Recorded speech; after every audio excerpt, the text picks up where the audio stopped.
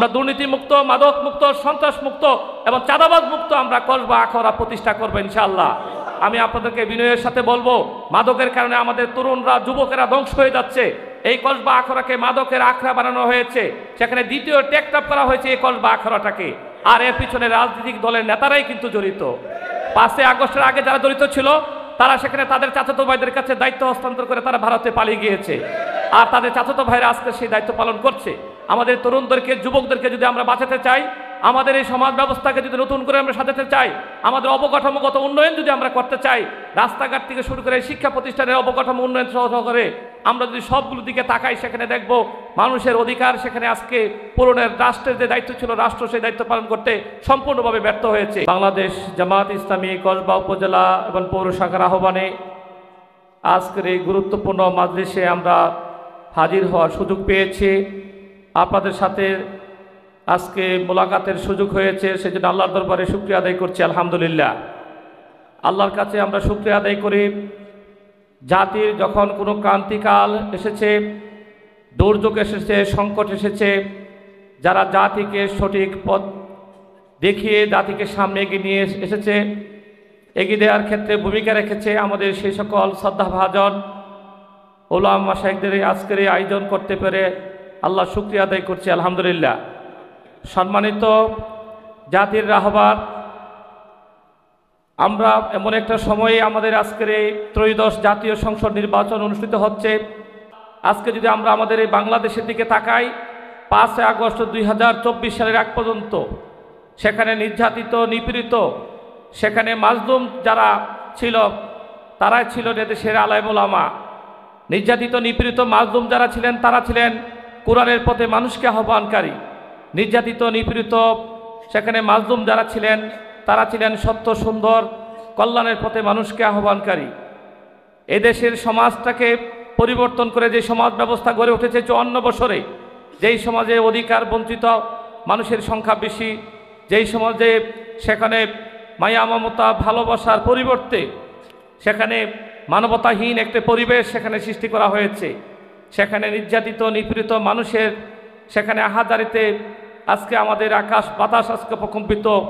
আজকের এমন একটি সময়ে মূলত আমাদের এই উলামা মাশায়েখ সম্মেলন মূলত আগামী দিনে আমাদের করণীয় সম্পর্কে আপনাদের কাছ থেকে আমরা সুচিন্তিত মতামত আমরা চেয়েছিলাম।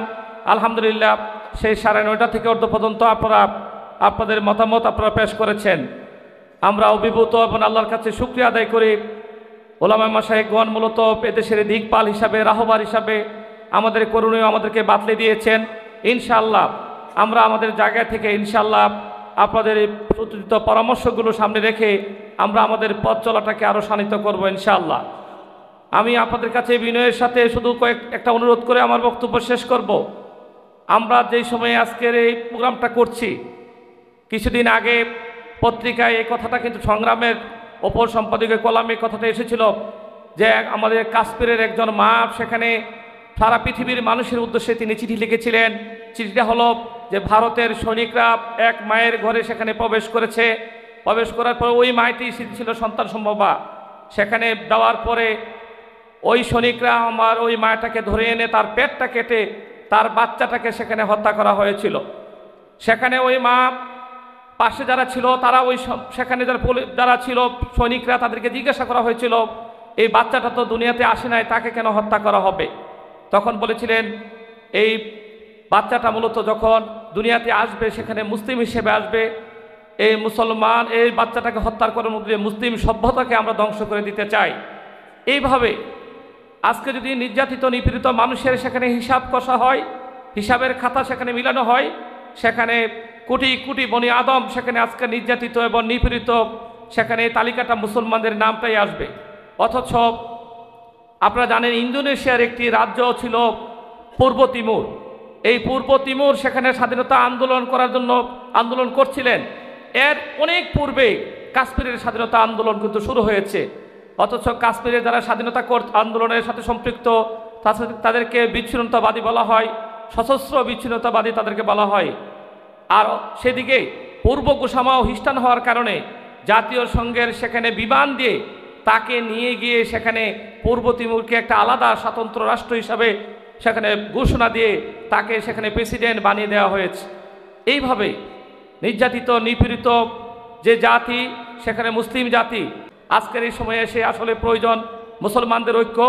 এই সময়ে আজকে প্রয়োজন মুসলিম শাসক হবে না, যারা ব্যক্তি জীবনে ইসলাম পরিপালন করে, যারা ইসলাম প্রতিষ্ঠার জন্য কাজ করে, এই রকম ব্যক্তি এবং দলকে সেখানে রাষ্ট্রীয় ক্ষমতা না দিতে পারলে সেখানে তার পরিণতিটা যেটা হবে, সে পরিণতির চিত্রটা সেখানে কিন্তু আমরা মিশর দিয়ে কিন্তু আমরা দেখতে পারি, সেখানে তুরস্ক দিয়ে আমরা দেখতে পারি, এখানে টিউনিসিয়া দিয়ে কিন্তু আমরা সেখানে এই বিষয়টা আমরা শিক্ষা নিতে পারি।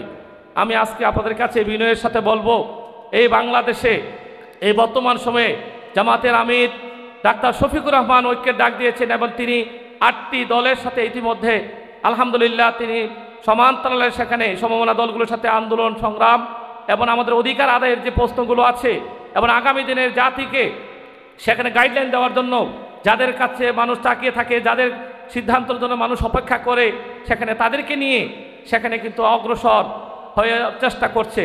আমি আপনাদের কাছে বিনয়ের সাথে অনুরোধ করব, আমরা আমাদের অনেক চিন্তা, আমাদের পরিকল্পনা, আমাদের মত, নানান পথ নানান মত আমাদের আছে, কিন্তু কিছু বিষয়ে কিন্তু আমরা এক হয়ে আমরা পরিকল্পনা করে কিন্তু আমরা আগাতে পারি। আমরা যে সমাজ ব্যবস্থায় বসবাস করি, আমরা যে রাষ্ট্রে বসবাস করি, এই রাষ্ট্রটা 54 বছর আজকে যাদের দ্বারা শাসিত হয়েছে, যারা শাসক হিসাবে ভূমিকা রেখেছে, তারা শাসনের নামে আমাদেরকে শোষণ করেছে। তারা আলেম ওলামাদের সেখানে সম্মান দিতে তারা পারে নাই। আমাদের শিক্ষা ব্যবস্থাকে আমাদের সন্তানদের জন্য যেভাবে শিক্ষা ব্যবস্থা সাজানো হয়েছে, শরীয়তে সেখানে অজগরটি আসতে তেরে আমটি আমি খাবো পারে, সেটা হতে পারতো শরীয়তে উজু করো, নামাজ পড়ো, খুদার হুকুম পালন করো। আজকে রশিতে শেখানো হচ্ছে ইলিশ মাছ খেতে মজা, সেটা হতে পারতো রশিতে ইমাম সাহেব তসবিহ হাতে ইফতারি খান দাদুর সাথে। আজকে শিক্ষা ব্যবস্থাটাকে তারা সেখানে তাদের মতন করে সাজিয়েছে। তারা আমাদের দেশটাকে দুর্নীতিতে এমন আকণ্ঠ করেছে, সেখানে দুর্নীতির কারণে দেশের স্বাভাবিক অবস্থা আর এখানে নাই। এখানে সমাজ ব্যবস্থা ভেঙে পড়েছে, প্রশাসনিক ব্যবস্থা ভেঙে পড়েছে, সেখানে রাষ্ট্রের প্রত্যেকটা কাঠামো সেখানে আপনার ব্যক্তিগত পরিচয় দিয়ে, জনগণের পরিচয় দিয়ে সেখানে কাজ করা কোনোভাবে সম্ভব নয়। এবং আলেম ওলামারা হলো সবচেয়ে নির্যাতিত, বলবো সবচেয়ে নির্যাতিত, সবচেয়ে বঞ্চিত। আলেমরাই সবচেয়ে বেশি নির্যাতিত এবং নিপীড়িত। কিন্তু রাষ্ট্রের প্রয়োজনে, যখন প্রয়োজন হয়, সংকট হয়, দুর্যোগ হয়, যারা সবচেয়ে বেশি এগিয়ে আসেন তারা হলেন আপনারা। অথচ আমাদেরকে আপনাদেরকে সেখানে যেভাবে রাষ্ট্র সম্মান দেওয়ার কথা ছিল, মর্যাদা দেওয়ার কথা ছিল, সেই সম্মান মর্যাদা কিন্তু দেওয়া হয় না। এই বর্তমান অন্তর্বর্তীকালীন সরকারের উপদেষ্টা কতজন আছে? সহকারী উপদেষ্টা প্রায় 23 জন, সেখানে মাত্র 1 জন কিন্তু আলেম আছে। তাও অনেক জোর জবরদস্তি করে, বলা যায় চাপ সৃষ্টি করে সেটা নিতে হয়েছে। এইভাবে সবসময় যখন ক্ষমতায়নের কথা আসে, ক্ষমতার বিষয়ে কথা আসে, দেশ পরিচালনার কথা আসে, তখন আলেম ওলামাদেরকে সেখানে পিছনে ঠেলে দেওয়া হয়। বিগত সময়ে জোট সরকারের সময় জামাতের 2 জন মন্ত্রী ছিলেন, কৃষি মন্ত্রণালয়ের দায়িত্ব যিনি ছিলেন তিনি মাওলানা মতিউর রহমান নিজামী, শহীদ মাওলানা মতিউর রহমান নিজামী। তিনি যখন যোগ্যতার সাথে তার দায়িত্ব পালন শুরু করেছিলেন, তখন ভারতের ষড়যন্ত্রে তাদের প্রেসক্রিপশনে তাকে কিন্তু রাতের মধ্যে তাকে সরিয়ে দেওয়া হয়েছিল।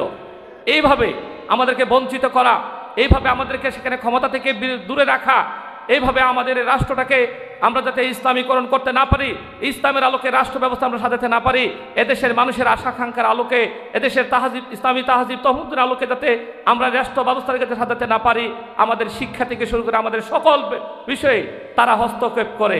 এই জন্য আজকের দিনে আমাদের সময় এসেছে আমাদেরকে ঐক্যবদ্ধভাবে ভূমিকা রাখার। আমি আপনাদের কাছে প্রাণ ভরে দোয়া চাই, আপনারা আমার জন্য দোয়া করবেন। ইনশাআল্লাহ এই জনপদের আল্লাহ রাব্বুল আলামিন যদি কবুল করেন এবং জামাত ইসলামী যদি দায়িত্ব গ্রহণ করতে পারে, এই জনপদের আলেম ওলামাদেরকে নিয়ে আমরা একটা ঘোষণা দিয়েছি যে আমরা প্রত্যেকটা গ্রাম থেকে 1 জন করে গ্রাম প্রতিনিধি নেব।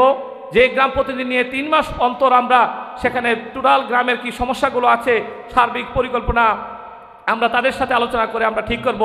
আমরা ঠিক করেছি এই প্রতিনিধিটা হবেন আমাদের সম্মানিত আলেমরা ইনশাআল্লাহ। এই প্রতিনিধিরা হবেন সম্মানিত সবচেয়ে বিজ্ঞজন যারা আছেন, সেখানে সমঝদার ব্যক্তি যারা আছেন, তারাই হবেন আমাদের সেই প্রতিনিধি। তাদের পরিকল্পনা নিয়ে, তাদের পরামর্শ নিয়ে আমরা শুরায়ে নেজামের মাধ্যমে সেখানে আমরা ইনশাআল্লাহ আমাদের দায়িত্বটুকু পালন করার আমরা চেষ্টা করব। আমরা দুর্নীতিমুক্ত, মাদক মুক্ত, সন্ত্রাস মুক্ত এবং চাঁদাবাজ মুক্ত আমরা কসবা আখড়া প্রতিষ্ঠা করবো ইনশাআল্লাহ। আমি আপনাদেরকে বিনয়ের সাথে বলবো, মাদকের কারণে আমাদের তরুণরা, যুবকেরা ধ্বংস হয়ে যাচ্ছে। এই কসবা আখড়াকে মাদকের আখড়া বানানো হয়েছে, সেখানে দ্বিতীয় টেকটাপ করা হয়েছে এই কসবা আখড়াটাকে। আর এর পিছনে রাজনৈতিক দলের নেতারাই কিন্তু জড়িত। 5 আগস্টের আগে যারা জড়িত ছিল তারা সেখানে তাদের চাচাতো ভাইদের কাছে দায়িত্ব হস্তান্তর করে তারা ভারতে পালিয়ে গিয়েছে, আর তাদের চাচাতো ভাইরা আজকে সেই দায়িত্ব পালন করছে। আমাদের তরুণদেরকে, যুবকদেরকে যদি আমরা বাঁচাতে চাই, আমাদের এই সমাজ ব্যবস্থাকে যদি নতুন করে আমরা সাজাতে চাই, আমাদের অবকাঠামোগত উন্নয়ন যদি আমরা করতে চাই, রাস্তাঘাট থেকে শুরু করে শিক্ষা প্রতিষ্ঠানের অবকাঠামো উন্নয়ন সহকারে আমরা যদি সবগুলো দিকে তাকাই, সেখানে দেখব মানুষের অধিকার সেখানে আজকে পূরণের রাষ্ট্রের যে দায়িত্ব ছিল, রাষ্ট্র সেই দায়িত্ব পালন করতে সম্পূর্ণভাবে ব্যর্থ হয়েছে।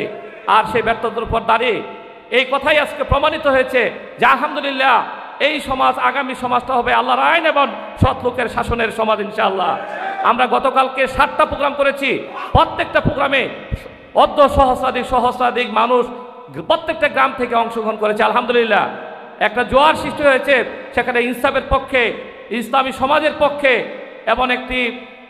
এমন একটি সমাজ কায়েম সবাই চাচ্ছে, যেই সমাজে মানুষের সেখানে বঞ্চনা লাঞ্ছনা থাকবে না, মানুষ তার অধিকার ফিরে পাবে, যেই সমাজে ইনসাফ কায়েম হবে, যেই সমাজ আল্লাহর আইন দ্বারা সেখানে পরিচালিত হবে, সেই সমাজ কায়েমের আমাদের যে চিন্তা, আমাদের যে পরিকল্পনা, এই পরিকল্পনা বাস্তবায়নে আপনাদের দোয়া চাই, আপনাদের সহযোগিতা চাই।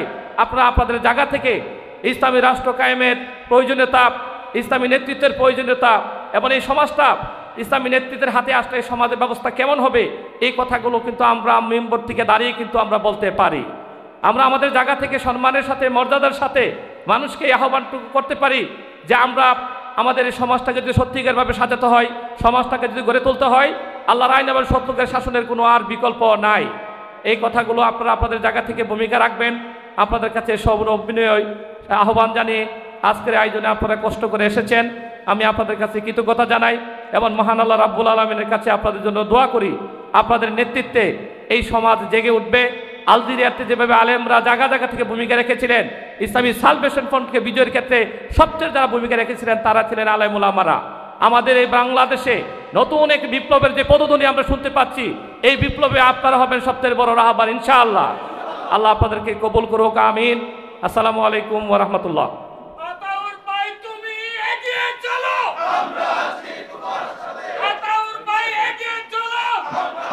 তোমার শোনে সম্মানিত ওলামা মাশায়েখবৃন্দ, আমরা ধন্যবাদ জানাচ্ছি কসবা আখাউড়ার বাংলাদেশ জামাত ইসলামীর সম্মানিত মনোনীত প্রার্থী জনাব আতাউর রহমান সরকারকে।